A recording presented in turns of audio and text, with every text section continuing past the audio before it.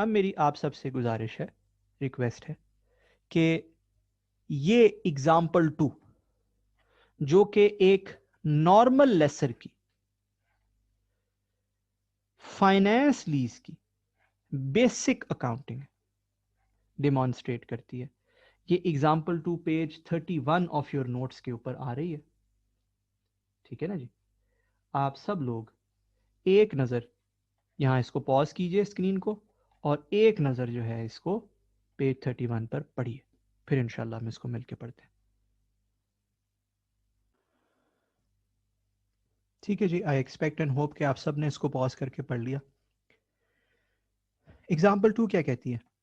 ये एक finance lease है और एक लेसर की जानिब से अकाउंटिंग है। नॉर्मल लेसर जो है कैसे अकाउंटिंग करता है, और अगेन फाइनेंस लीज की अकाउंटिंग कैसे करता है, क्योंकि लेसर के तो आपको पता है ना कि दो एग्जाम की लीज है, एक फाइनेंस लीज है, एक ऑपरेटिंग लीज है। इसीलिए लेस ही पढ़ाते हुए मैंने आपको दो एग्जाम की लीजेस नहीं कराई, एक ही बेसिक अकाउंटिंग बताई है।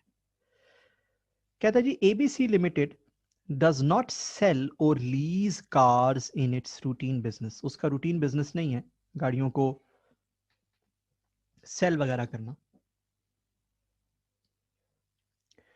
However, it leased a car to D Limited on the following key terms. क्या? यूजफुल लाइफ जो गाड़ी की है वो 5 साल है, और लीज टर्म जो है वो भी 5 साल है। अब लीज टर्म की डेफिनेशन क्या है, ये इस्तिलाह का मतलब क्या है, ये मैं आपको बता चुका।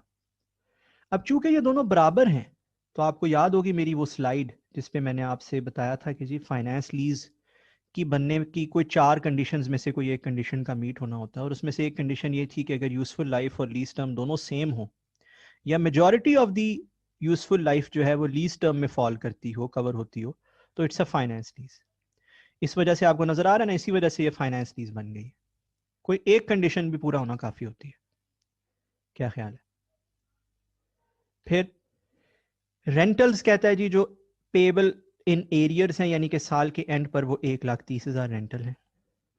एसेट की फेयर वैल्यू जो है वो 5 लाख रुपए है। इनिशियल डायरेक्ट कॉस्ट जो लेसी ने इंकर की हैं वो 10,000 है, और इनिशियल डायरेक्ट कॉस्ट जो लेसर ने इंकर की हैं वो 20,000 है। यानी कि लेसर की इनिशियल डायरेक्ट कॉस्ट भी आ गई। और याद रखिए, लेसर की इनिशियल डायरेक्ट कॉस्ट का भी वही मतलब है जो मैंने आपको बताया है, जैसे लेसी के लिए, जैसे लोग घर किराए पर लेने के लिए रियल एस्टेट एजेंट्स को कहते हैं, उसी तरह लोग घर किराए पर देने के लिए भी रियल एस्टेट एजेंट्स को कहते हैं। तो अगर कोई कमीशन, कोई वेरिएबल कॉस्ट, कोई स्टाम्प ड्यूटी, कोई एग्रीमेंट कॉस्ट एटसेट्रा हुई है लेसर की जानिब से as as a consequence of the lease, तो वो इनिशियल डायरेक्ट कॉस्ट में फॉल करेगा। ठीक है जी। फिर कहता है residual value of the asset at end of lease term. क्या लेसर का क्या एक्सपेक्टेशन है कि रेजिडुअल वैल्यू क्या होगी? 22,000 रुपए। Residual value guaranteed by lessee 12,000 रुपए। जैसे कि पिछली मिसाल में था कि residual value was fully guaranteed by lessee, यहां पर ऐसा नहीं है, यहां पर ऐसा नहीं है। अगर आप देखें तो हमारी residual value at end of lease term क्या एक्सपेक्टेशन है लेसर की? 22,000 रुपए, जिसमें से आरवीजी रेजिडुअल वैल्यू गारंटी 12,000 की है। ऐसे ही है ना, बात समझ रहे हैं? रेजिडुअल वैल्यू गारंटी कितने की है? 12,000 की। तो जो पीछे 10,000 बच गई है, ये कौन सी रेजिडुअल वैल्यू है? ये ऐसी रेजिडुअल वैल्यू है जिसके अगेंस्ट कोई गारंटी नहीं है। ये कौन सी रेजिडुअल वैल्यू है? ऐसी रेजिडुअल वैल्यू है जिसके अगेंस्ट कोई गारंटी नहीं है। इसको बोलते हैं unguaranteed residual value. Unguaranteed residual value, जिसके अगेंस्ट गारंटी ना हो, वो रेजिडुअल वैल्यू। बात समझ रहे हैं? इन सब की जो प्रॉपर डेफिनेशंस है ना एज पर दी स्टैंडर्ड, वो आपके नोट्स में लिखी हुई हैं। अगर आप पढ़ोगे अनगारंटीड रेजिडुअल वैल्यू यूजीआरवी की डेफिनेशन अपने नोट्स से, बेसिकली नोट्स में कोई मैंने इजाद थोड़ी की है, डेफिनेशन स्टैंडर्ड वाली डेफिनेशन ही लिखी है, तो वो है portion of the residual value not guaranteed or guaranteed solely by a party related to the lessor. यानी कि ये वो रेजिडुअल वैल्यू का हिस्सा है जो जिसके ऊपर या तो हमें किसी ने गारंटी दी ही नहीं, या हमें गारंटी तो मिली लेकिन किसी अपने ही हमदर्द से, किसी अपने ही जानने वाली पार्टी से। उसने कहा यार टेंशन ना ले, तेरा एसेट वाकई 22,000 का। फॉर एग्जांपल मेरे पेरेंट्स ने या मेरी सब्सिडरी ने या मेरी किसी और रिलेटेड पार्टी ने कहा कि यार ये आपका एसेट वाकई 22,000 का है और हम आपसे 22,000 का ले लेंगे, टेंशन ना लें आप, ठीक है ना, 5 साल के बाद हम आपसे 22,000 का ले लेंगे। तो अगर तो कोई आपको इसकी गारंटी ना दे, गारंटीड बाय नो वन,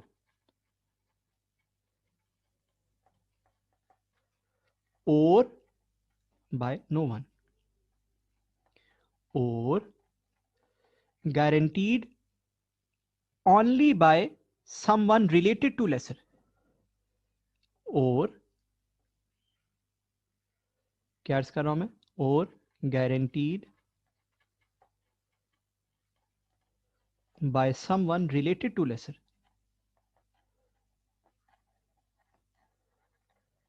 तो ये दोनों अनगारंटीड रेजिडुअल वैल्यू के जुमरे में फॉल करती है। ठीक है जी, आगे बढ़ते हैं। कहता है residual value accrues to lessor. Residual value किसके पास जाएगी घूम के वापस, लेसर के पास। वही एंड ऑफ लीज पे दो चीजें हो सकती हैं, या परचेज ऑप्शन होगा या वापस लेसर के पास आ जाएगा एसेट। यहां लिखा है जी it will come back to the lessor. Interest rate implicit in the lease is 9% per annum. ठीक, एक बात बड़ी कीमती सुन लीजिएगा सब लोग। मैंने आपसे कहा present valuation by the lessee के लिए तो दो रेट्स हैं जो इस्तेमाल हो सकते हैं, ऐसे ही है ना, और वो मैंने आपको एक तरतीब भी बताई कि कैसे इस्तेमाल होते हैं। Present valuation by the lessor के लिए एक ही rate, which is interest rate implicit in lease. और इसकी लॉजिक भी बड़ी सिंपल है। वजह यह है कि जो interest rate implicit in lease है ये कौन निकालता है, हु कैलकुलेट्स इट, बताया मैंने आपको, the lessor calculates it.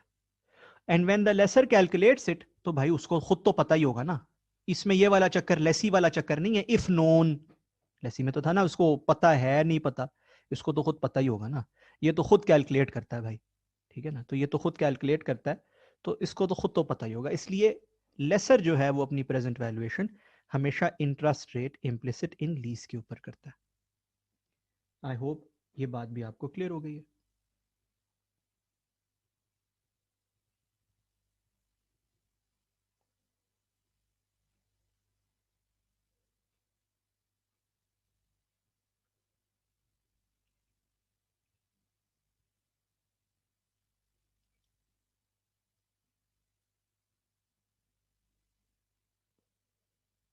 Good. अब देखते हैं कि लेसर साहब जो हैं उन्होंने डे 1 पर अकाउंटिंग कैसे करनी है, फर्स्ट डे पर उन्होंने अकाउंटिंग कैसे करनी है। देख लीजिए जी, बहुत सिंपल है। लेसर ने ये एंट्रीज करनी है जी डे 1 पर।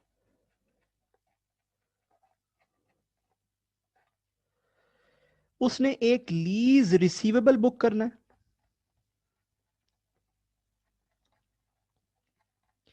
और उसने एसेट जो भी गिवन ऑन फाइनेंस लीज है ना, एसेट फाइनेंस लीज के तौर पे दे दिया गया ना, जो भी एसेट फाइनेंस लीज के तौर पे दे दिया गया उसको क्रेडिट कर देना। ठीक है जी। लीज रिसीवेबल उसने किस वैल्यू पे बुक करना है, उसने बुक करना है PV of lease payments plus PV of UGRV, इस पे बुक करना है उसने। क्या अर्ज किया मैंने, present value of lease payments, यानी कि जितनी भी लीज पेमेंट्स हैं उनकी प्रेजेंट वैल्यू, और जमा इसमें ऐड होगा पीवी ऑफ यूजीआरवी। अगर आपको याद हो वो स्लाइड मेरी जहां पर मैंने लीज पेमेंट्स की एक्सप्लेनेशन दी थी आपको, तो आपने देखा होगा वहां पर यूजीआरवी लीज पेमेंट्स का हिस्सा नहीं थी, ऐसे ही है। वहां पे सिर्फ गारंटीड रेजिडुअल वैल्यू, जो रेजिडुअल वैल्यू का पोर्शन गारंटीड होता है, वो लीज पेमेंट्स का हिस्सा था, ऐसे ही है। वो उस स्लाइड पर भी आ रहा है, आपके नोट्स में भी आ रहा है, स्टैंडर्ड में भी आ रहा है, हर जगह से आप देख सकते हैं। So present value of lease payments plus present value of UGRV. अब कैसे बनेगी ये? बहुत आसान है जी। Present value of lease payments बनती है 1,30,000 इंटू 1 माइनस 1.099% है ना इसमें, interest rate implicit in lease raise to power 5 over 0.09। ठीक है जी, that is the first bit.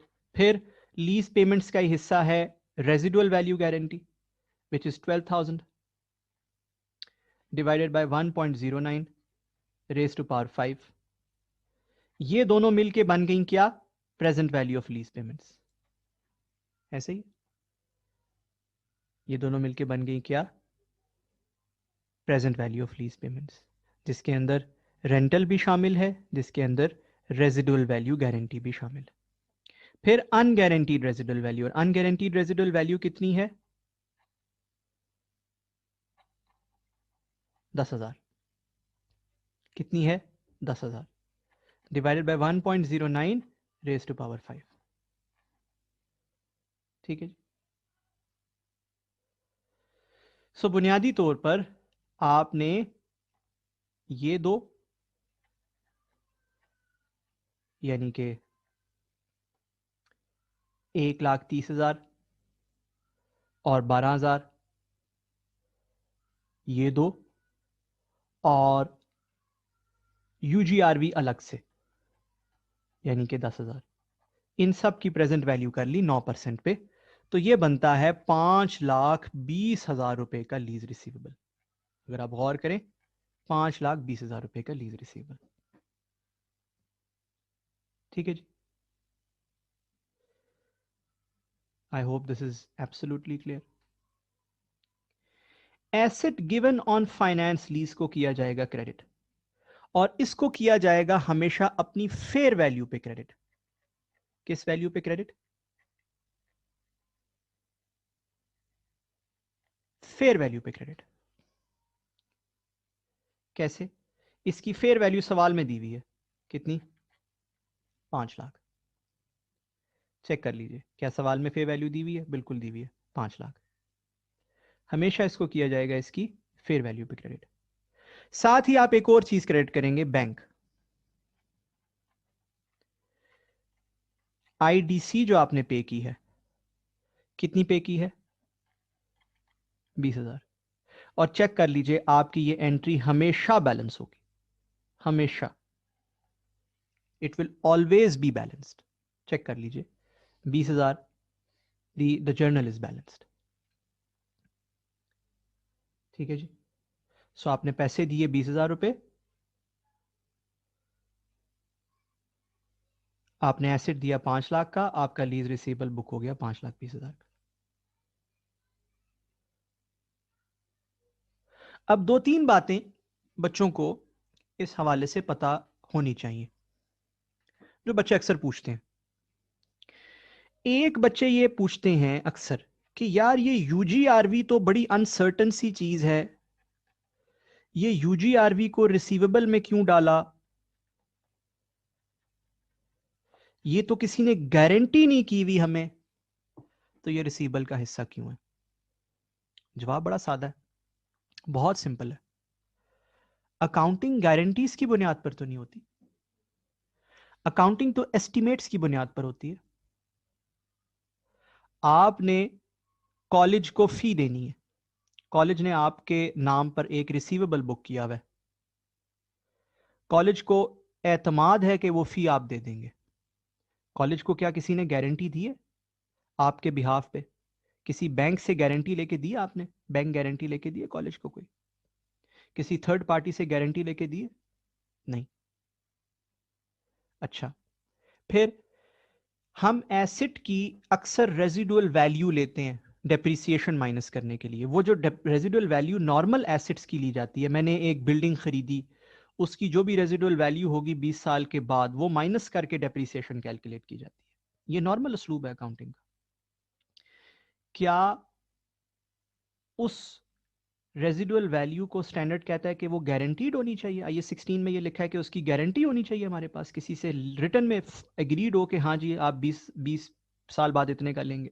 No, इसका मतलब है accounting is not done on guarantees, accounting is based on estimates. अगर आपका एस्टिमेट है कि ये एसेट 22 का बिक जाएगा, fine, you can record it. Accounting is based on estimates and not guarantees. ये असलूब है जी। So don't worry about it. पहली चीज, अक्सर बच्चे इसमें कंफ्यूज होते हैं। दूसरे बच्चे इसमें एक और चीज में कंफ्यूज होते हैं। What if fair value of the asset given on lease, asset given on lease is different from its carrying amount?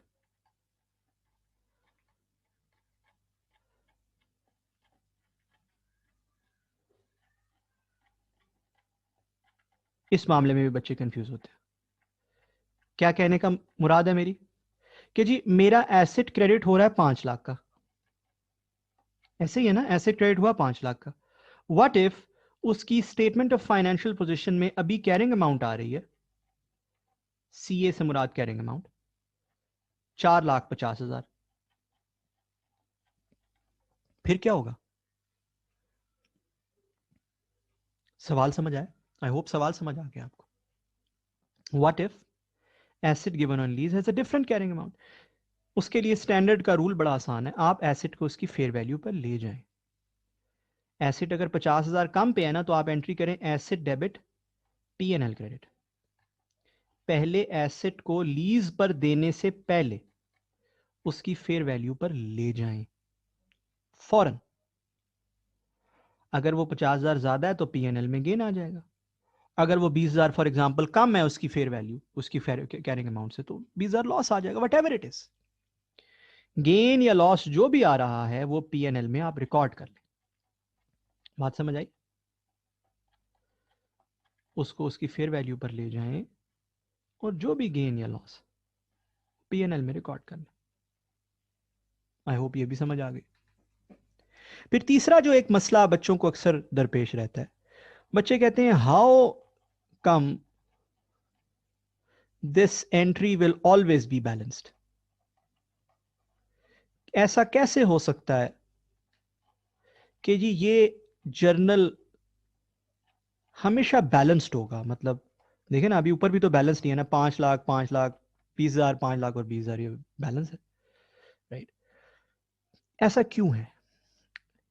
इसका जवाब आप में से कुछ जो स्मार्ट और जरा जरा मैथ्स में स्मार्ट, वैसे तो माशाल्लाह आप सब स्मार्ट और तेज बच्चे हैं, जिनकी मैथ्स थोड़ी तेज है उनको पहले समझ आ गया होगा। ये इस वजह से है कि आपने 5,20,000 कैसे कंप्यूट किया जी? आपने 5,20,000 कंप्यूट किया एक डिस्काउंट रेट की बेसिस पे, ऐसे ही है? बोलिए, ऐसा है या नहीं? 5,20,000 आपने कंप्यूट किया है 9% के एक डिस्काउंट रेट की बेसिस पे। अब ये जो 9% का डिस्काउंट रेट है, जिसको हम IRIL बोलते हैं, interest rate implicit in lease, ये कैसे कैलकुलेट हुआ है?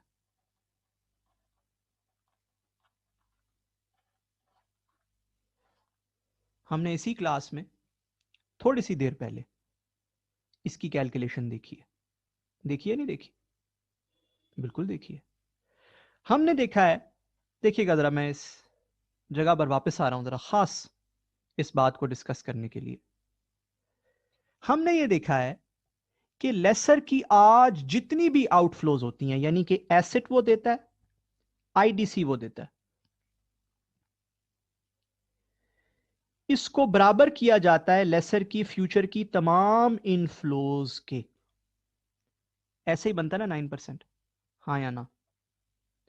तो अगर मैं इसी को इस सवाल में, ये जरा ग्रीन पेन से इस क्वेश्चन में एग्जाम्पल 2 में अप्लाई करूं, तो फेयर वैल्यू ऑफ एसेट है 5 लाख, आईडीसी है 20,000, फ्यूचर में उसे 1,30,000 एक मिल रहा है ईयर 1 से 5 तक, ईयर 1 to 5, और 22,000 की आरवी मिल रही है। याद रखिए यहां पे मैंने आरवी लफ्ज लिखा हुआ है, ऐसे ही है ना, गारंटीड शेरेंटीड नहीं लिखा हुआ है इसके साथ, उस वक्त भी बताया था। यहां इससे मुराद आरवी है, इससे मुराद गारंटीड या अनगारंटीड, ये वो आरवी नहीं है, पूरी आरवी 22,000 की आरवी जो ईयर 5 में मिल रही है। अब इन सब को किस रेट पर प्रेजेंट वैल्यू किया जाए, इन सारी कैश फ्लोज को किस रेट पर प्रेजेंट वैल्यू किया जाए? ये टोटल कैश फ्लोज बनेंगी जी 6,50,000 और 22,000, 6,72,000 ये बनेंगी ना, 6,72,000 बनेंगी टोटल ये कैश फ्लोज। क्या ख्याल है? देखो ना, 1,30,000 अगर 5 साल तक मिले तो 130 इंटू 5 इज 650, और फिर 22 ये मिलना है तो 672 टोटल मिलेगा। इस 672 को किस रेट पर प्रेजेंट वैल्यू करें तो 520 बनता है? 9%। बात समझ रहे हैं? बात समझ आ रही है ना? अब जरा गौर से देखिएगा मेरी बात। ये प्रेजेंट वैल्यू किया तो आपके पास लीज रिसीवेबल बन गया 520 का, जो आपकी एंट्री मैंने की LR लीज रिसीवेबल 520 का बन गया। क्रेडिट आपने क्या किया? एसेट। कौन सा एसेट? ये वाला जिसकी ये वैल्यू लिखी हुई है, फेयर वैल्यू 5 लाख। क्या ख्याल है? साथ क्या क्रेडिट किया? बैंक। कौन सा बैंक? ये वाला बैंक जिसकी ये वैल्यू लिखी हुई है 20। आई होप अब आपको बात समझ आ गई। इसका मतलब है कि इस 9% की डेफिनेशन ही ऐसी बनाई गई है कि ये एंट्री हमेशा बैलेंस होगी, हमेशा इस 5 लाख जमा इस 20,000 जो इस साइड पे क्रेडिट हो रही हैं चीजें, इन्हीं को तो देखकर, इन्हीं के तो बराबर, जबरदस्ती इनके बराबर इस लीज रिसीवेबल को बनाया जाता है। अगर ये 9% पे बराबर नहीं आता, 10% पे आता है तो IRIL 10% होगा, अगर 10 पे नहीं 11 पे आता है तो 11% IRIL होगा। लिहाजा कभी ये जर्नल आउट नहीं हो सकता। आई होप ये बात आपको समझ आ गई। यहां पर जरा 1 मिनट ब्रेक कीजिए, 1 मिनट पॉज कीजिए और इसको जरा अपने जहन में डाइजेस्ट कीजिए। आई होप आप सबने पॉज करके देखा है एंड आई होप आप सबको ये बात समझ आई है। It's quite an easy thing. वापस आते हैं जी, हम जहां पर हम थे वहीं पे वापस पहुंचते हैं स्लाइड नंबर 11 पर, सॉरी बल्कि स्लाइड नंबर 14 पर। सो ये 3 बातें बच्चों को क्लियर होनी चाहिए इसकी डे 1 की अकाउंटिंग की निस्बत से। एक और छोटी सी बात जो आपके जहन में बिल्कुल क्लियर होनी चाहिए वो ये कि अक्सर किताबों में आमतौर पर ऐसे होता है कि जो लीज रिसीवेबल है उसको 2 हिस्सों में दिखाया जाता है। एक हिस्से को बोलते हैं gross investment in lease,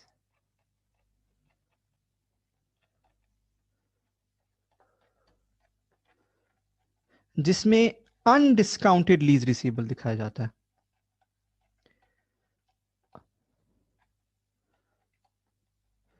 undiscounted से मुराद total cash flows without discounting.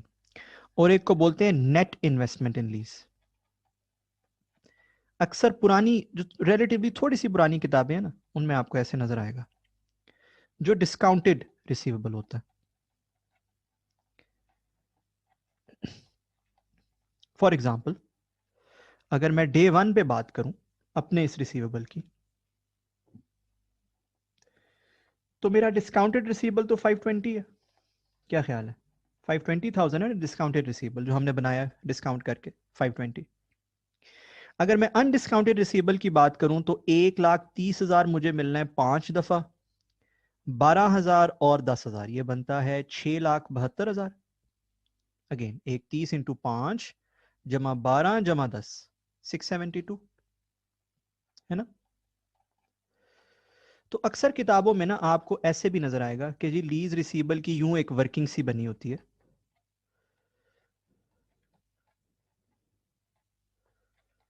कि ग्रॉस इन्वेस्टमेंट इन लीज या ग्रॉस लीज रिसीवेबल इतना है, नेट लीज रिसीवेबल इतना है, और इन दोनों का जो डिफरेंस है वो अनअर्न्ड फाइनेंस इनकम है, यानी कि मेरा मुनाफा है, मेरा सूद है, वट वो जो हमने बात की है कि हमने शुरू में कहा ना 662 और 500 का डिफरेंस या 672 और 520 का डिफरेंस, ये क्या है?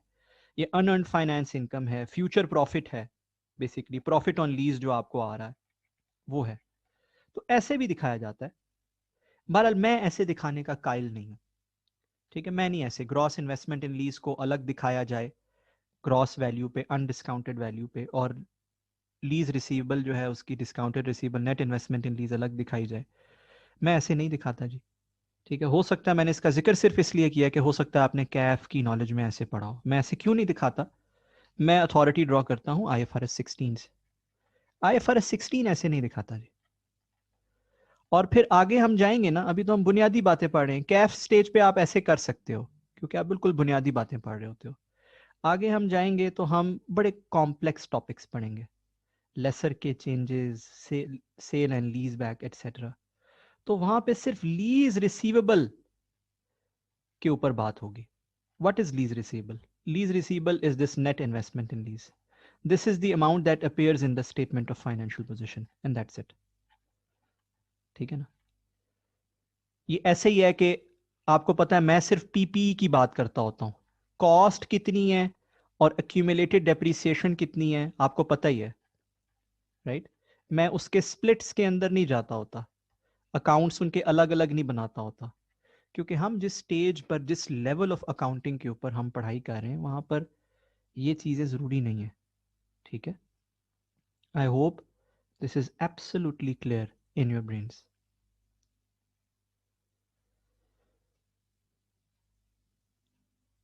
ऑलराइट, तो डे वन की अकाउंटिंग तो हमारे पास होगी जी, हमने डे वन पे ये एंट्री कर ली। अब उसके बाद क्या एंट्रियां करनी है, उसके बाद क्या जर्नल्स होंगे, देख लीजिए। सबसीक्वेंट अकाउंटिंग क्या होगी?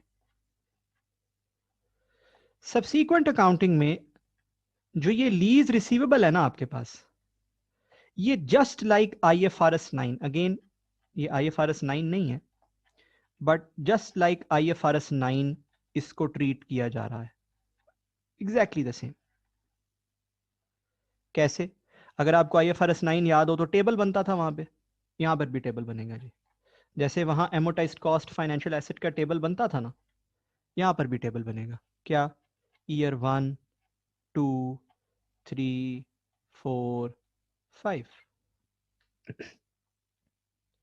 ओपनिंग बैलेंस क्या है जी इस लीज रिसीवेबल का? Opening balance 520। फिर इंटरेस्ट इनकम आएगी इस पे 9% पे। फिर बैंक, और फिर closing balance.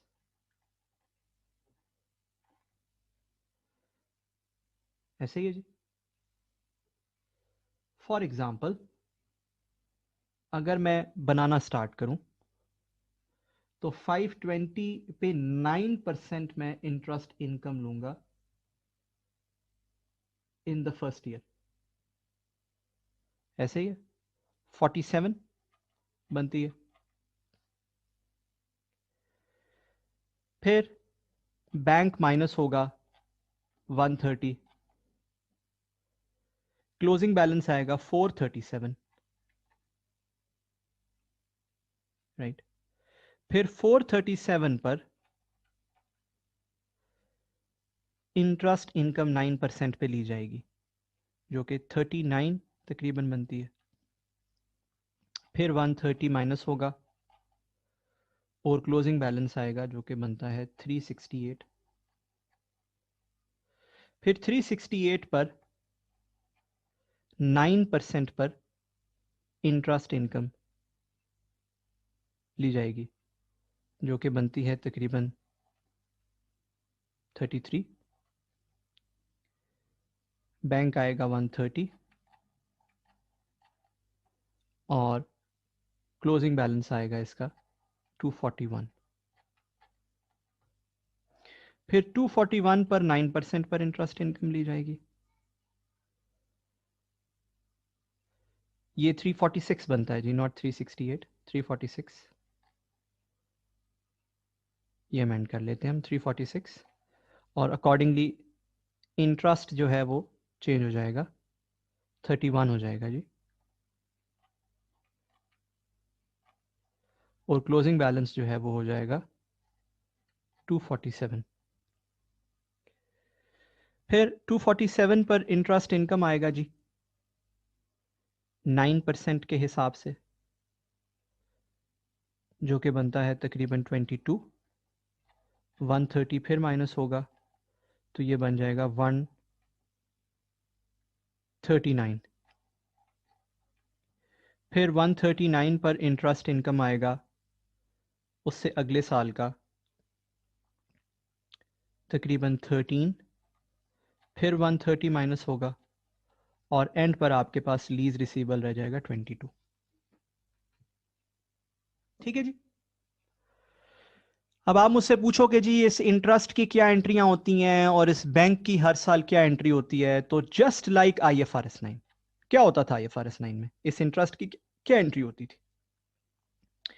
Lease receivable debit, जैसे वहां पे एमोटाइज्ड कॉस्ट फाइनेंशियल एसेट डेबिट होता था, PNL क्रेडिट होता था, यहां पे भी वही है। Interest income credit, PNL credit. इसी तरह इस बैंक की क्या एंट्री, जैसे एमोटाइज्ड कॉस्ट फाइनेंशियल एसेट की हुआ करती थी, सेम। क्या? Bank debit, lease receivable credit, हर साल ये एंट्री होती रहेगी। And at the end of the overall term it will become 22। मेरा मशवरा है आप लोग इसको 1 मिनट पॉज कीजिए और देख लीजिए। It is just like IFRS 9। चलिए जी, आई एक्सपेक्ट एंड होप आप सब ने इसको बड़ी तसल्ली से देखा है and we are dealing with basics over here. अब सबसीक्वेंट के बाद एंड ऑफ लीज पर क्या होगा जी? देखो ना, आपके पास लीज रिसीवेबल 22 का बच गया, तो अब एंड ऑफ लीज पर क्या होगा? एंड ऑफ लीज पर एसेट आपके पास आएगा ना। एंड ऑफ लीज पर क्या होगा? एसेट आपके पास आएगा जाहिर है, और आप एसेट को सेल करोगे।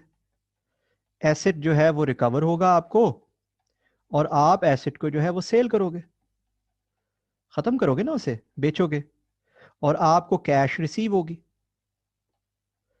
अब फर्ज करो आपको कैश रिसीव होता है 22,000, जैसे कि आपने उम्मीद की थी। या ये फर्ज करो कि आपको कैश रिसीव होता है 25,000, यानी कि आपकी उम्मीद से भी ज्यादा। या ये फर्ज करो कि आपको कैश रिसीव होता है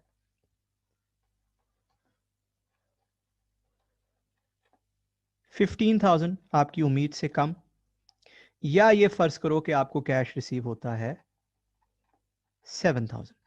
ठीक है, तो डिफरेंट, ये जाहिर है एक वक्त में कोई एक ही ऑप्शन ट्रू होगी, ये नहीं कि सारी एक at the same time true होंगी। ये तो डिफरेंट ऑप्शंस हैं जो मैंने आपको बताई हैं, क्योंकि मैं तो आपको बेसिक्स पढ़ा रहा हूं सारी। ठीक है ना जी। तो अगर आपको मिलता है 22,000 फर्ज करो, तो आप क्या एंट्री करोगे? आप करोगे बैंक टू लीज रिसीवेबल 22,000। लो जी, कहानी खत्म। जबरदस्त, 22,000 का लीज रिसीवेबल पड़ा था ना हमारे पास। क्या ख्याल है? अच्छा जी। अगर आपको मिलता है फर्ज करो 25,000, तो आप करोगे bank 25,000 lease receivable. Lease receivable में कितने पड़े हैं? 22,000। बाकी कहां चला जाएगा? PNL में। Gain 3,000। It's a gain for me. हो जाता है, चीजें महंगी भी बिक जाती हैं भाई, एक्सपेक्टेशन से ऊपर बिक जाती हैं, कोई ऐसी बड़ी बात नहीं है। अच्छा, फिर व्हाट इफ, व्हाट इफ 15,000 का बिकता है, तो आप क्या एंट्री करोगे? आप करोगे बैंक 15,000 लीज रिसीवेबल 22,000, और बाकी आपको 7,000 रुपए नुकसान हो जाएगा। हो जाता है, चीजें महंगी बिकती हैं तो सस्ती भी बिकती हैं, नुकसान हो जाता है, कोई ऐसी बात नहीं। क्या ख्याल है? अच्छा, व्हाट इफ ये 7,000 का बिकते? ये कितने का बिकता है? 7,000 का। तो आप करोगे बैंक 7,000 और साथ एक और बैंक 5,000, लीज रिसीवेबल 22,000 और पीएनएल में लॉस 10,000। अब आप लोगों के ब्रेन्स का छोटा सा टेस्ट है, छोटा सा टेस्ट। मेरा एसेट बिका 7,000 का, चलो ये तो समझ आती है। ये 5,000 कहां से आया? ये 5,000 किसने दिया?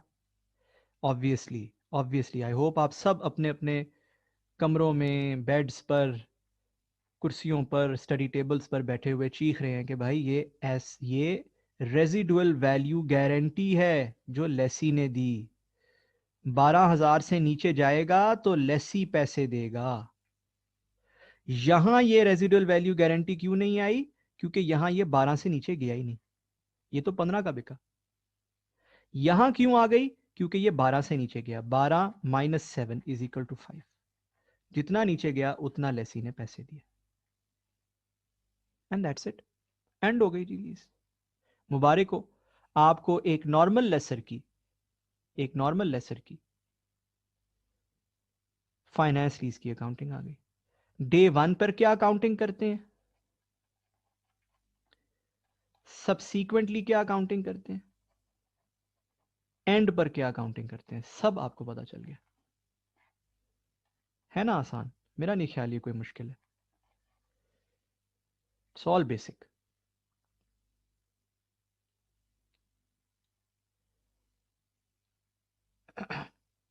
अब मेरी गुजारिश है टू कंक्लूड टुडेज क्लास, क्योंकि साथ ही पढ़ाना बहुत बेहतर रहता है। To conclude this class, example 3, जो कि वहीं पेज 31 के एंड पर स्टार्ट होती है, पेज 31 पर ही आपको नजर आएगी इंशाल्लाह नोट्स में। Example 3, manufacturer dealer lessor. ठीक है ना? ये जल्दी से 2 मिनट लगाइए और पढ़िए, ज्यादा टाइम नहीं लगेगा हमारा, बिकॉज ये एग्जैक्टली वही मिसाल है, सिर्फ हम डिफरेंसेस लर्न करेंगे इंशाल्लाह। और जी, आई होप एंड एक्सपेक्ट आप सब ने इसको पढ़ा है। सबसे पहले तो एक छोटी सी तरमीम करते हैं हम इस एग्जाम्पल में, इसको बिल्कुल सेट करने के लिए। एग्जाम्पल 3, फाइनेंस लीज मैन्युफैक्चरर और डीलर लेसर। इसको कर दीजिए, ABC sales cars in its ordinary course of business. ऐसे कर दीजिए, leases cars, sales cars, doesn't matter, sales cars बेहतर लफ्ज है। ABC sales cars in its ordinary course of business. It leased a car to E Limited on the following key terms. अब ये बड़ी important बात है, गौर से सुनिएगा। कभी भी आपके सामने किसी लेसर को रखा जाए तो आपने जांचना है कि भाई ये जो चीज लीज कर रहा है, जिस एसेट को लीज कर रहा है, कहीं ये उसका मैन्युफैक्चरर तो नहीं है। अब मैन्युफैक्चरर कौन होता है? फॉर एग्जाम्पल, अगर होंडा अपनी गाड़ियों को लीज करे तो वो कौन होगा? मैन्युफैक्चरर होगा ना उस गाड़ी का। अगर डॉलन्स अपने रेफ्रिजरेटर्स को लीज करे, अगर हायर अपने एयर कंडीशनर्स को लीज करे, अगर सोनी अपने टेलीविजन्स को लीज करे, अगर एप्पल अपनी डिवाइसेस को लीज करे, तो ये सब मैन्युफैक्चरर्स। क्या ख्याल है? ठीक। या ये डीलर तो नहीं है उसका। डीलर कौन होते हैं? डिस्ट्रीब्यूटर वगैरह। डीलर कौन होते हैं? डिस्ट्रीब्यूटर, रिटेलर वगैरह डीलर होते हैं ना। जैसे मेरी दुकान है, मैं मोटरसाइकिल लीज करता हूं। आपने देखी होगी, रावलपिंडी में भी ऐसी दुकानें हैं, लाहौर में भी ऐसी दुकानें हैं, कराची में भी ऐसी दुकानें हैं, जहां पर किस्तों पर बाइक मिलते हैं। ठीक है, जहां पर किस्तों पर सामान इलेक्ट्रॉनिक्स का मिलता है। अब वो जो लोग हैं वो उन बाइक्स के या उन इलेक्ट्रॉनिक्स की अशिया के मैन्युफैक्चरर नहीं है, बट वो डीलर है। ऐसे ही है ना, डिस्ट्रीब्यूटर, रिटेलर, डीलर है। वो आम अपनी जिंदगी में भी उन चीजों को बेचते हैं, कैश टर्म्स में भी बेचते हैं। क्या ख्याल है, ऐसा है या नहीं? या इन के अलावा कोई बंदा है अदर, जैसे कि फॉर एग्जाम्पल सबसे बड़ी एग्जाम्पल है बैंक, और बैंक सबसे बड़ी एग्जाम्पल है ना जी, bank is the biggest example. Bank ना ही उन उन गाड़ियों का, जिन गाड़ियों को बैंक बेचता है, ना ही उनका वो मैन्युफैक्चरर होता है, ना ही वो उनका डीलर होता है। बैंक की कोई दुकान तो नहीं है मरी रोड पे जहां वो गाड़ियां बेचता है। क्या ख्याल है, बात समझ आ रही है? सो आपने सबसे पहले जायजा लेना होता है जब भी किसी लेसर का सवाल आपके सामने आए, तो जायजा लीजिए, क्या वो उस चीज का मैन्युफैक्चरर है, या वो उस चीज का डीलर है, या वो कोई भी और इंसान है, कोई भी और बंदा है, फॉर एग्जाम्पल अ बैंक। क्योंकि अगर तो वो उसका मैन्युफैक्चरर या डीलर है तो अकाउंटिंग स्लाइटली डिफरेंट कैसी है, वो जो मैं आपको इस एग्जाम्पल में, एग्जाम्पल 3 में पढ़ाने जा रहा हूं। और अगर वो उस में अदर है, यानी कि मैन्युफैक्चरर भी नहीं है, डीलर भी नहीं है, तो फिर वो अकाउंटिंग है जो मैंने आपको एग्जाम्पल 2 में पढ़ाई। बात समझ आ गई?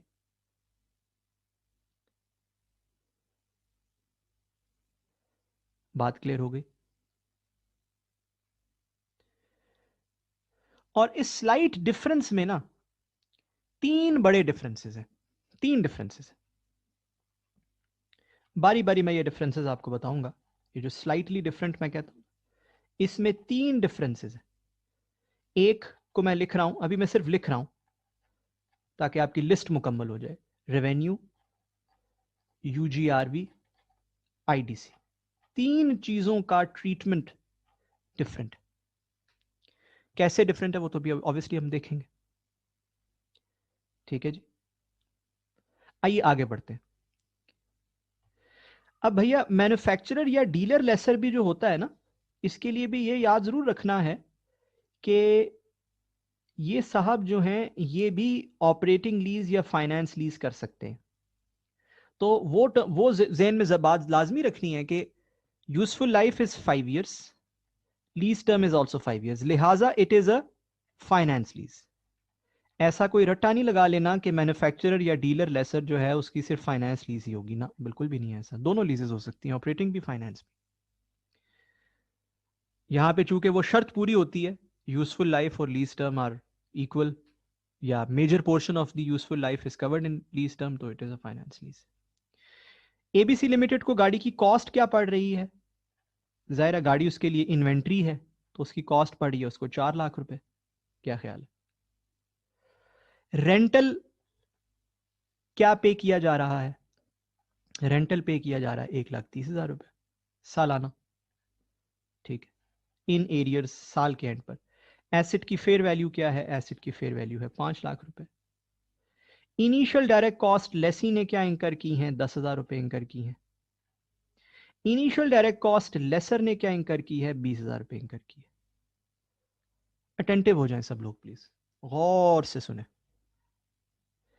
इस लेसर की कोई इनिशियल डायरेक्ट कॉस्ट्स नहीं होती। There are no initial direct costs for this lessor, none. चाहे लिखी हो कि हाँ है इनिशियल डायरेक्ट कॉस्ट, जैसे लिखा है ना सवाल में 20,000 है, हम कहेंगे नहीं है। No, there are no initial direct costs, there are none. Why? बड़ा सॉलिड रीजन है इसका। रीजन ये है कि चूंकि ये मैन्युफैक्चरर या डीलर लेसर है, तो इसका तो ये ऑर्डिनरी कोर्स ऑफ बिजनेस है चीजों को ऐसे बेचना, चाहे लीज पे बेचना, चाहे कैश पे बेचना। क्या ख्याल है? तो इसके लिए तो ये सेलिंग एक्सपेंसेस हैं, नॉर्मल सेलिंग एक्सपेंसेस हैं। क्या ख्याल है? ये कोई खास खसूसी एक्सपेंसेस नहीं है, ये कोई इनिशियल डायरेक्ट कॉस्ट नहीं है, it's a normal selling expense. लिहाजा आप जब आईडीसी की डेफिनेशन पढ़ोगे ना, स्टैंडर्ड में जाओगे और आप IFRS 16 में या मेरे नोट्स में आप इनिशियल डायरेक्ट कॉस्ट की डेफिनेशन पढ़ोगे ना, तो वहां पता क्या लिखा हुआ है? वहां लिखा हुआ है जी, ऐसी खर्चे जो लीज करने के लिए होते हैं, लेकिन इनमें वो खर्चे शामिल नहीं हैं जो मैन्युफैक्चरर या डीलर लेसर करता है, नहीं वो शामिल नहीं है। यानी कि मैन्युफैक्चरर डीलर लेसर की आईडीसी नहीं होती, इन लेसर्स की जीरो आईडीसी होती है। इनकी आईडीसी क्या होती है? जीरो। बात समझ आ गई? आगे बढ़ते हैं। अच्छा जी, residual value at the end of the lease term 22,000 रुपए। Residual value guaranteed by lessee 12,000 रुपए। इसका मतलब है बाकी रेजिडुअल वैल्यू क्या है, पढ़ लिया वह हमने ऑलरेडी। यूजीआरवी क्या है? बाकी 10,000 रुपया क्या है? अनगारंटीड रेजिडुअल वैल्यू, ऐसी रेजिडुअल वैल्यू जिसपे किसी ने गारंटी नहीं दी हुई हमें, ऐसे ही है ना। Residual value accrues to lessor, यानी कि एसेट जिंदगी के एंड पर लेसर के पास वापस आ जाएगा। And interest rate implicit in the lease is 10.5%। दोबारा अटेंटिव हो जाए, गौर से मेरी बात सुने सब लोग। सिर्फ आपके कॉन्सेप्ट 100% क्लियर हो जाए इसलिए बात बता रहा हूं। एग्जाम्पल 2 में और एग्जाम्पल 3 में डेटा सेम है, एग्जैक्टली सेम है, सेम इंफॉर्मेशन है, कॉपी पेस्ट हुई हुई है। फिर ऐसा क्यों है कि एग्जाम्पल 2 में IRIL वॉज 9% and example 3 में IRIL is calculated to be 10.5%? Why is this? आया ना जहन में सवाल? जवाब आप सबके जहनों में आ जाना चाहिए फौरन। क्या? मैं जाता हूं जरा भाग के उस स्लाइड पर वापस। ये स्लाइड यही थी ना, IRIL की स्लाइड, स्लाइड नंबर 7। कैसे बना था जी ये 9%? ये बना था 5 लाख जमा 20,000, यानी कि फेयर वैल्यू ऑफ एसेट जमा आईडीसी, और फ्यूचर की तमाम इनफ्लोज देखी जाएं। कौन सा रेट है जो फ्यूचर की तमाम इनफ्लोज को 5 लाख जमा 20,000 यानी कि 5,20,000 के बराबर कर देगा प्रेजेंट वैल्यू करके? पता चला जी वो 9% रेट। एग्जाम्पल 2 में यही था ना। अब भला एग्जाम्पल 3 में क्या फर्क है? क्या लग रहा है आपको? क्या जहनों में आ रहा है आपके? एग्जाम्पल 3 में ये 5 लाख तो है, ये 20,000 नहीं है, हो के भी नहीं है। लिखा हुआ है 20,000 आईडीसी, बट स्टैंडर्ड कहता है इसकी आईडीसी नहीं होती, वो तो सेलिंग एक्सपेंस होती है। वो कोई बात समझ आ रही है? इसका मतलब है कि हमने 672 को 520 के बराबर नहीं करना, हमने तो 672 को 500 के बराबर करना है। और अगर 672 को 500 के बराबर करना हो तो फिर रेट डिफरेंट है, फिर 9% पे नहीं बराबर होता, वो 10.5% पे बराबर होता है। बात समझ आ गई? आई होप ये बड़ा क्लियर हो गया आपको कि IRIL में फर्क पड़ जाता है। क्यों? क्योंकि आईडीसी को आईडीसी नहीं समझा जाता यहां पे, स्टैंडर्ड ने मना किया, इट्स नॉट एन आईडीसी। ठीक है जी। बेशक इसको पॉज करके एक दफा देखें, तसल्ली से देखें। अब हम जल्दी से भागकर वापस आते हैं वेयर वीवर। सो हमने पूरी मिसाल समझ ली। अब हम जल्दी से इसकी डे 1 की अकाउंटिंग देख लेते हैं जी। It's really easy, honestly speaking it is very very easy. क्या? देख लेते हैं। डे 1 पर ये जर्नल किया जाएगा, देखिएगा प्लीज, या ये जर्नल्स किए जाएंगे। देखिएगा प्लीज। सबसे पहले एक लीज रिसीवेबल बुक किया जाएगा। अच्छा, किस अमाउंट पे? सेम उसी अमाउंट पे जिस पे एग्जाम्पल 2 में बुक किया गया था। याद है ना आपको, एग्जाम्पल 2 में किस अमाउंट पे बुक किया गया था? PV of lease payment plus PV of UGRB. याद है ना आपको? PV of lease payment plus PV of UGRB. अब लीज पेमेंट है 1,30,000 सालाना इंटू 1 - 1.105, 10.5% रेट है ना, रेस टू पावर -5 ओवर 0.105 जमा जीआरवी क्या है 12,000 ओवर 1.105 रेस टू पावर 5।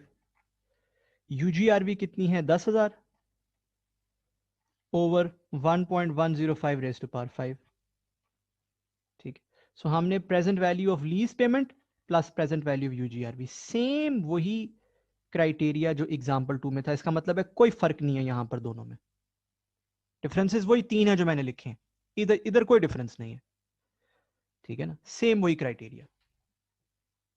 तो आप लोग प्रेजेंट वैल्यू कर लेंगे तो आपके पास जवाब आ जाएगा 5 लाख रुपए।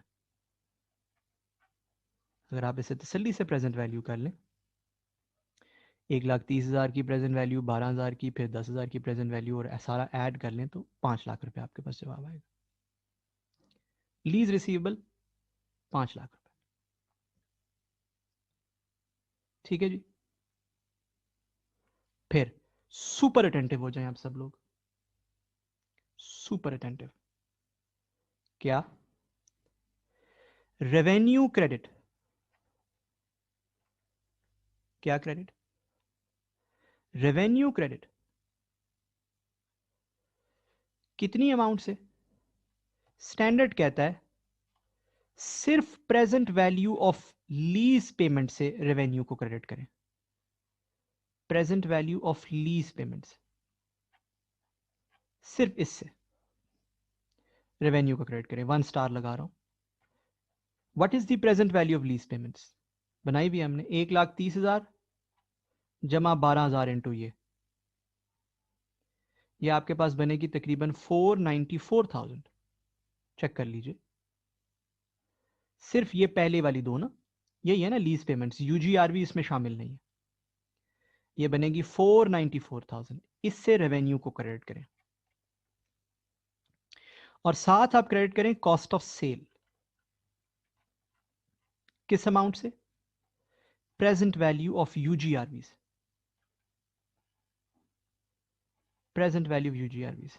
What is the present value of UGRV? The present value of UGRV is 6,000.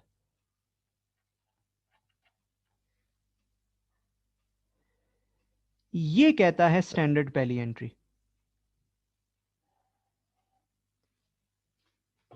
अब मैं पहले एंट्रीज मुकम्मल करूं फिर उसकी लॉजिक्स समझाऊंगा आपको, डोंट वरी अबाउट इट। पहले जर्नल्स मुकम्मल हो जाए।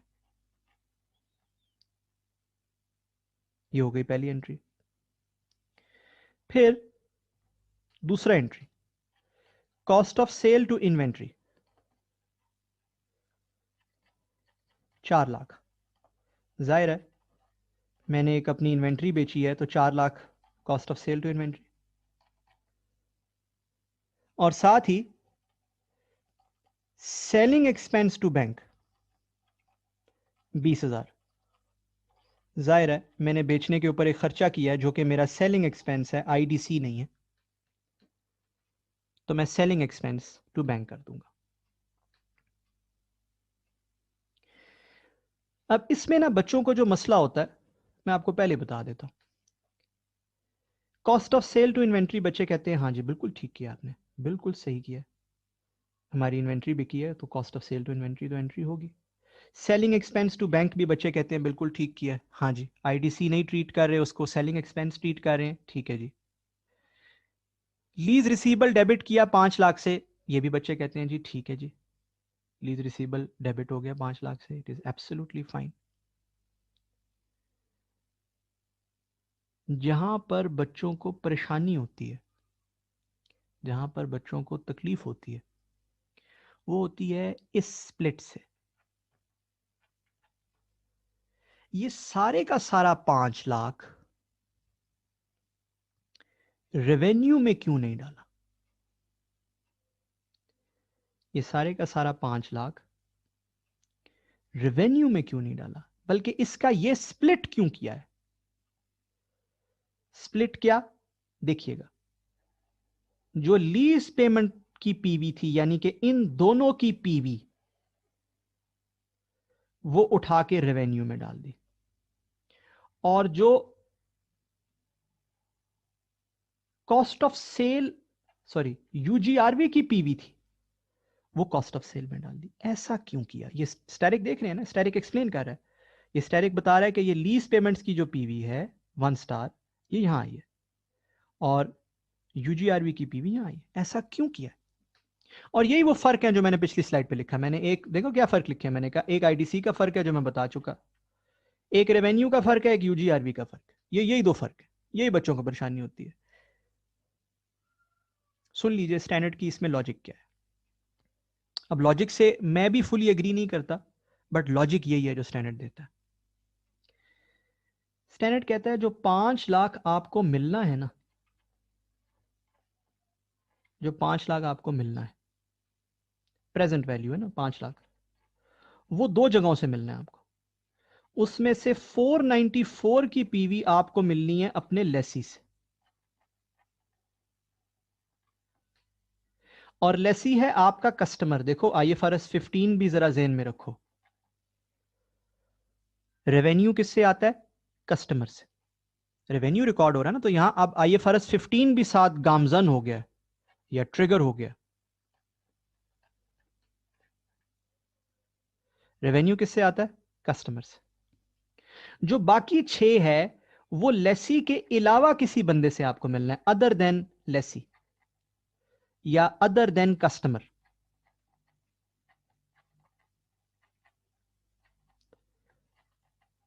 देखो वो तो आप कहीं बाहर बेचोगे ना एसेट, क्या ख्याल है? तो वो कहता है यार रेवेन्यू उतनी अमाउंट रिकॉर्ड करनी तो मुनासिब है जितनी कस्टमर से मिलनी है, क्योंकि रेवेन्यू तो वो होता है जो आपको कस्टमर से मिलता है। जो बाकी 6 है, चूंकि वो कस्टमर के अलावा कहीं से मिलना है, लिहाजा उसको रेवेन्यू में रिकॉर्ड नहीं करना चाहिए। यहां तक तो मैं भी एग्री करता हूं स्टैंडर्ड से, बात समझ रहे? लिहाजा उसको रेवेन्यू में रिकॉर्ड नहीं करना। अब उसको रिकॉर्ड कहां करना चाहिए? अदर इनकम में भी रिकॉर्ड करवा सकते हो यार, मेरे नजदीक आप अदर इनकम में रिकॉर्ड कर सकते थे, ठीक है, बट स्टैंडर्ड ने कहा नहीं, कॉस्ट ऑफ सेल में क्रेडिट करना है। क्यों? क्योंकि ये एसेट की कॉस्ट की रिकवरी आ रही है फ्रॉम सम अदर पार्टी। जैसे स्क्रैप सेल नहीं होती, स्क्रैप सेल का ट्रीटमेंट अक्सर क्या करती हैं कंपनीज? उसको कॉस्ट ऑफ सेल में क्रेडिट कर देती हैं। स्क्रैप माल बिकता है ना, उसको कॉस्ट ऑफ सेल में क्रेडिट कर देती हैं। तो कहता है ये जो अदर देन लेसी या अदर देन कस्टमर पैसे आ रहे हैं, इसको आप कॉस्ट ऑफ सेल में क्रेडिट कर दीजिए। आई hope this is absolutely clear in your brains.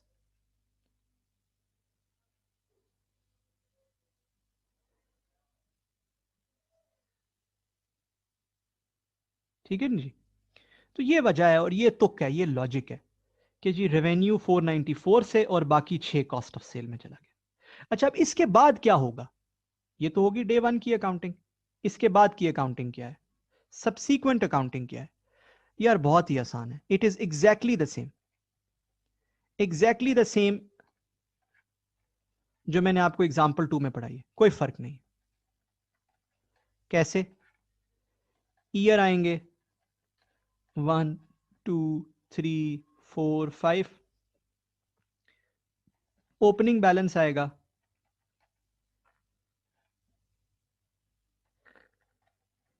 500 का, इंटरेस्ट आएगा 10.5% पे, बैंक आएगा, क्लोजिंग बैलेंस आएगा। बैंक हर साल आएगा 130 का,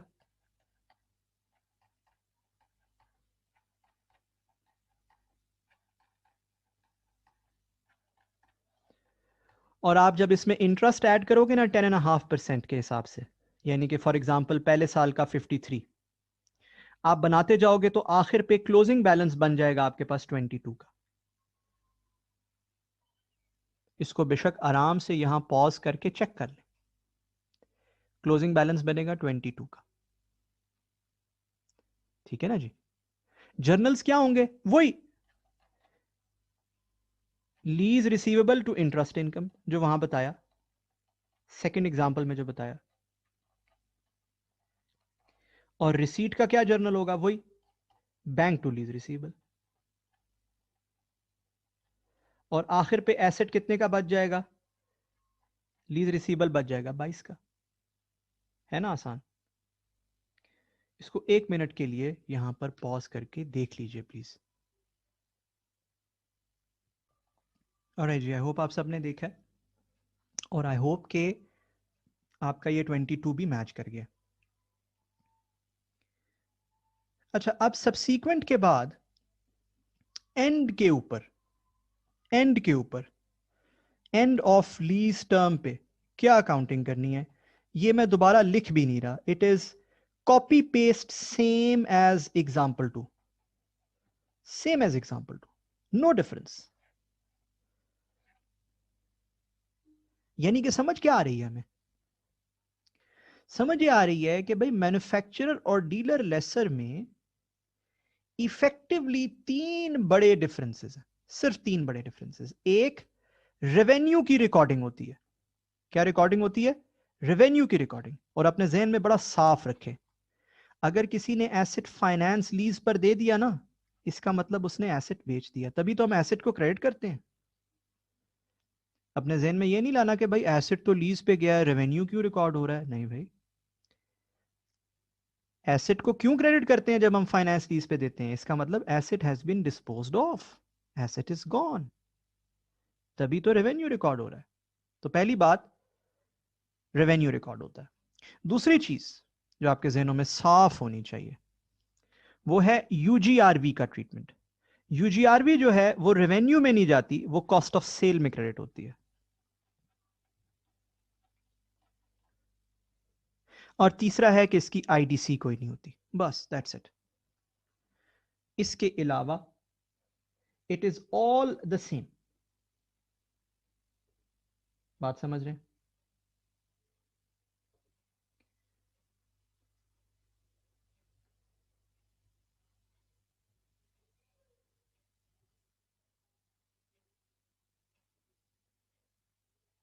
एक आखिरी बात जो आपको मैन्युफैक्चरर डीलर लेसर के हवाले से पता होनी चाहिए, ये स्टैंडर्ड का एक खास पैराग्राफ है, वो है आर्टिफिशियली लो इंटरेस्ट रेट्स। ये कोई डिफरेंस नहीं है एक्चुअली, ये ऐसी बात है जो खास है मैन्युफैक्चरर डीलर लेसर में। Artificially low interest rates.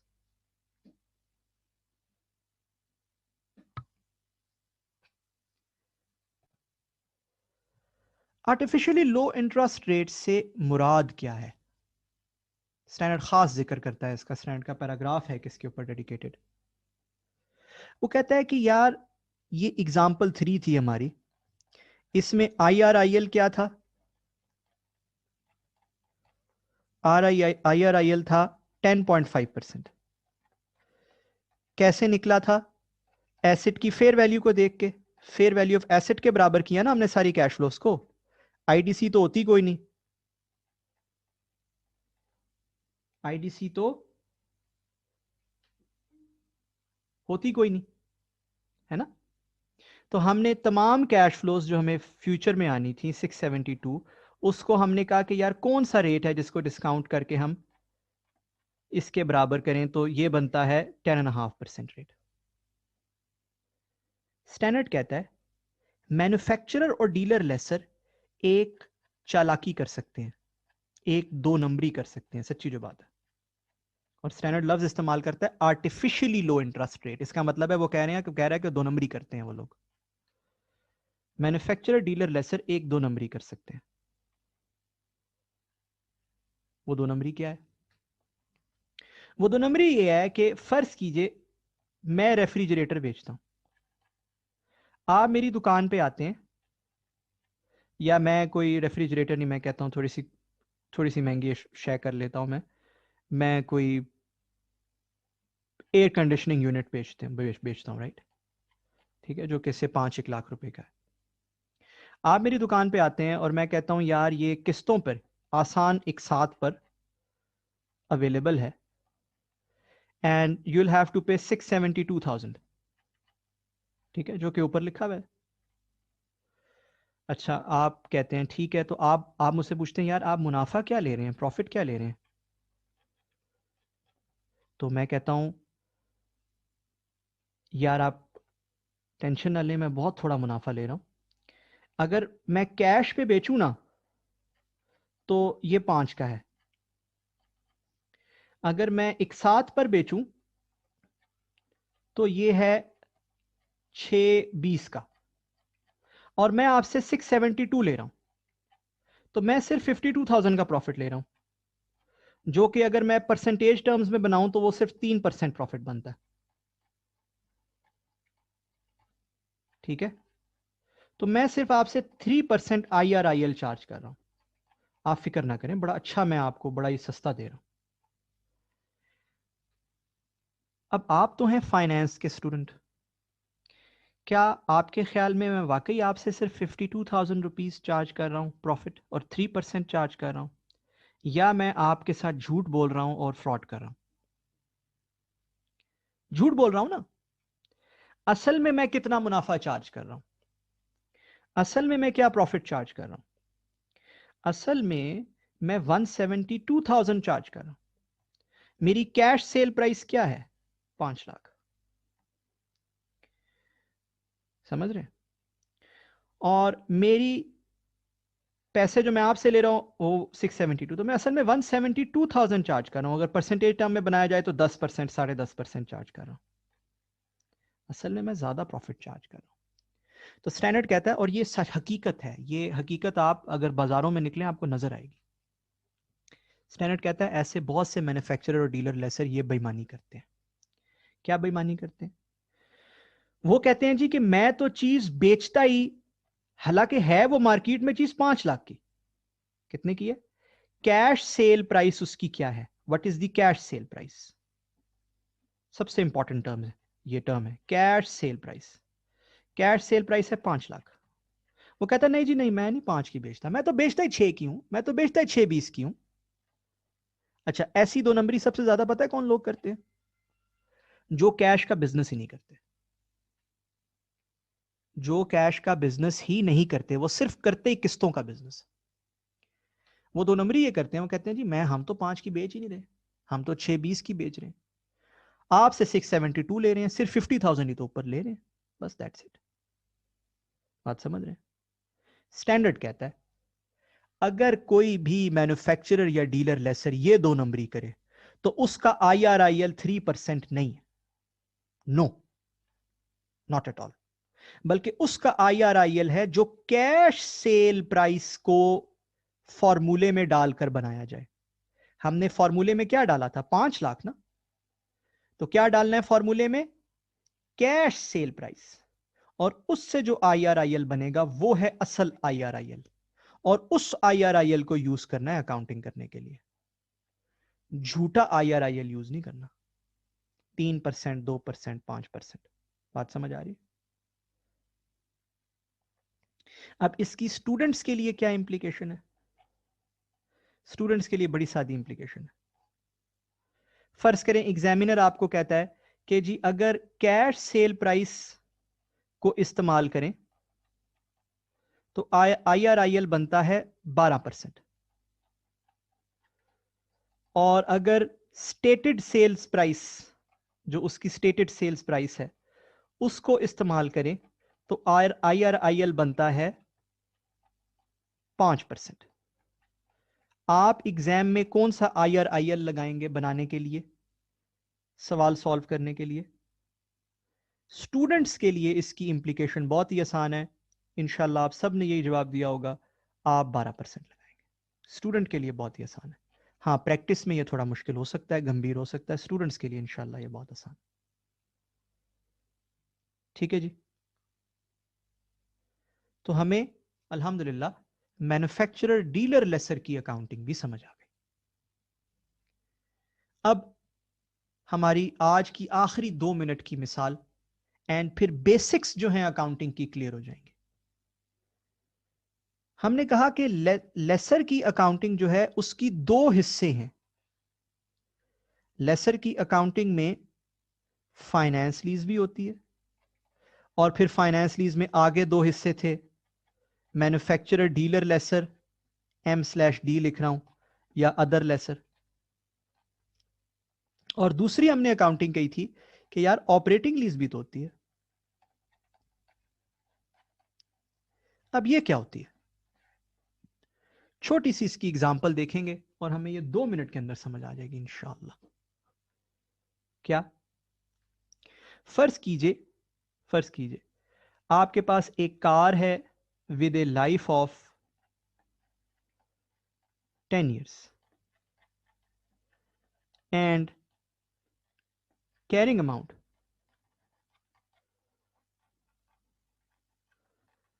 Of 10 million। ठीक, आप इस कार को 3 years की लीज पर देते हैं। उस लीज पे आपका आईडीसी आता है, फर्ज कर लीजिए 30,000। और रेंटल्स आपके कुछ ऐसे हैं कि रेंटल जो ईयर 1 का है, ईयर 2, ईयर 3। ईयर 1 का रेंटल है, फर्ज कर लीजिए 2 million, ईयर 2 का है 1.5 million, और ईयर 3 का है 1 million। शुरू में ज्यादा है, बाद में कम है। अब आप इसकी अकाउंटिंग क्या करेंगे? सबसे पहले तो ये सोचेंगे क्या ये एक फाइनेंस लीज है या ऑपरेटिंग लीज। सब लोग जरा सोचें इस बारे में। Is it a finance lease or is it an operating lease? 10 साल जिंदगी है गाड़ी की, सिर्फ 3 साल के लिए लीज पे दे रहा हूं, तो वो जो 4 शर्तें हैं वो पूरी, उनमें से कोई एक भी पूरी नहीं होती। It is an operating lease. तो मैं करूंगा क्या, इसकी अकाउंटिंग क्या करूंगा? गौर से देखिएगा, सब बहुत आसान अकाउंटिंग है। ग्रीन पेन से करने लगा हूं जी। सबसे पहले मैं सारे रेंटल्स का सम बना लूंगा, सम ऑफ रेंटल्स। जितने रेंटल मुझे मिलने हैं उसका सम बना लूंगा। वो बनता है 4.5 मिलियन, ऐसे ही। फिर मैं उसे डिवाइड कर दूंगा 3 ईयर्स से, और सालाना इतनी इनकम पीएनएल में रिकॉर्ड करनी शुरू कर दूंगा। कितनी बनती है? 1.5 मिलियन, है ना। पहले साल मुझे पैसे मिलेंगे बैंक डेबिट 2 मिलियन, मैं इनकम रिकॉर्ड करूंगा 1.5 मिलियन, और बाकी पेबल में डाल दूंगा 0.5। देखते जाइएगा, इट्स वेरी इजी। ये मेरे फर्स्ट ईयर की अकाउंटिंग होगी। सेकेंड ईयर में मैं बैंक डेबिट करूंगा 1.5, और पीएनएल में क्रेडिट कर दूंगा 1.5। थर्ड ईयर में मैं बैंक डेबिट करूंगा 1 से, मेरे पास एक पेबल पड़ा है मैं उसको भी डेबिट कर दूंगा 0.5 से, और पीएनएल में क्रेडिट कर दूंगा 1.5। इसका मतलब है कि अगर कुछ सालों में इंस्टॉलमेंट्स ज्यादा और कुछ में कम हो, स्टिल उसको evenly over the life record किया जाता है इन इनकम।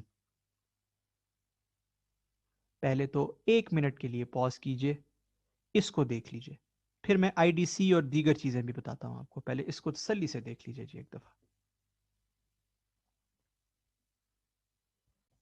आई होप आप सबने तसल्ली से देख लिया जी, तसल्ली से देख लिया, कोई मसला नहीं है। अच्छा, अब 2 छोटी छोटी बातें। एक तो ये कि ये पेबल क्यों आया जी यहां पे? ये payable is simply a balancing number. जाहिर है मेरे पास 2 मिलियन पैसे आए, मैंने इनकम 1.5 मिलियन रिकॉर्ड की, तो बाकी 500,000 कहां लेके जाऊं? It will be recorded in a liability. ठीक है, it is unearned income. Absolutely, आप इसको अनअर्नड इनकम भी कह सकते हैं। ठीक है, it's a liability. An unearned income is also a liability. ठीक है, so it is unearned income, right. ज्यादा मुनासिब लफ्ज यही है, अनअर्न्ड इनकम कह दीजिए इसे। ठीक, पहली बात। दूसरी बात कि जो हमने इनिशियल डायरेक्ट कॉस्ट्स इनकर की हैं उनका क्या ट्रीटमेंट होगा। याद रखिए, उसके ट्रीटमेंट पे आने से पहले याद रखिए जो कार है ये आपकी फाइनेंशियल स्टेटमेंट से निकली नहीं है, ये आपकी स्टेटमेंट ऑफ फाइनेंशियल पोजीशन में एज अ पीपीई है स्टिल। क्या ख्याल है या नहीं? ये आपकी स्टेटमेंट ऑफ फाइनेंशियल पोजीशन में स्टिल एज अ पीपीई नजर आएगी।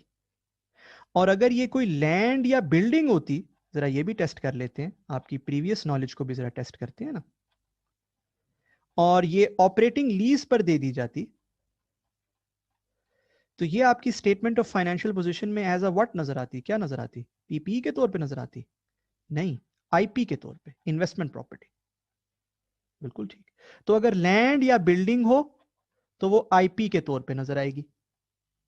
अगर कार या एनी अदर एसेट हो, एनीथिंग अदर देन लैंड या बिल्डिंग, तो वो पीपी या अदर स्टैंडर्ड जो भी उसके हैं उसके हिसाब से नजर आएगी।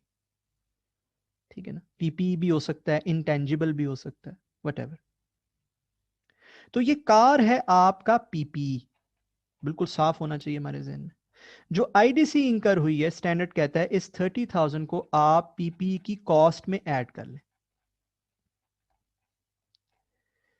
और इसको ओवर 3 years यानी कि ओवर लीज टर्म डेप्रिसिएट कर दें। आप पीपी की डेप्रिसिएशन कर रहे हैं ना सालाना, कितनी कर रहे होंगे सालाना? 1 million, क्योंकि 10 million की कार है और 10 year लाइफ है, तो आप हर साल 1 million कर रहे होंगे। तो उसी में आप 10 million में ये 0.03 million 30,000 ऐड कर लीजिए आईडीसी को, debit PP credit bank, IDC को कॉस्ट में ऐड कर लीजिए और इसको ओवर 3 years डेप्रिसिएट कर दीजिए, over the life of the lease, over the term of the lease depreciate कर दीजिए। आई होप ये पॉइंट भी आप समझ गए। आई होप आपको बेसिक्स ऑफ लीज, इस पूरे लेक्चर का, इस लंबे से लेक्चर का मकसद सिर्फ बेसिक्स ऑफ लीज समझाना था। आई होप आप ये सब समझ गए। अच्छी तरह आपको इसको रिवाइज करने की जरूरत है जी। Thank you very much.